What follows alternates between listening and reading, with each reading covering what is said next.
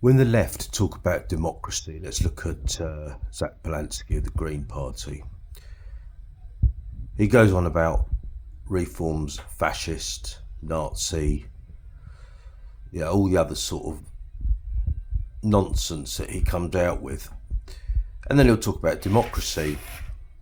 But in the same words, he then says, I would want to abolish the monarchy. Not being funny, that's the last thing on my mind. I'd hate nothing more than abolishing the monarchy.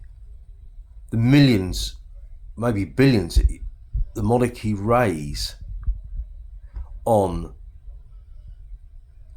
people coming to see them, visitors from around the world. And also, you see, that's very worrying as well, isn't it? It's very much like what Oliver Cromwell did.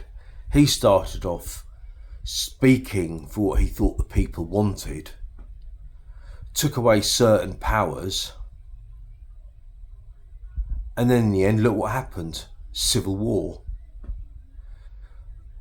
I, by all means, wouldn't want to get rid of the monarchy. I think it's an absolutely stupid idea. I'm not saying there's some bad apples in the monarchy, I'm not stating that at all, but to turn around and actually state that's one of the first things he'd want to do, not one of the first things, it's one of the things he wants to do, and then legalise drugs. I mean, he's on a different planet, he's on a moon. I want someone, instead of abolishing the monarchy, will abolish our laxed borders. Someone that will come into power and say, this is what we're going to do to stop mass immigration, because the British people were promised this before, and then Boris Johnson just ignored that and gave out his millions and millions of visas when he was in power. He never told us he was going to do that. If he did, I doubt he'd be in power.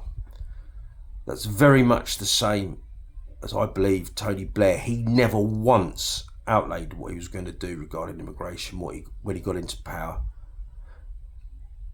And through Blair and Johnson, they've completely changed this country.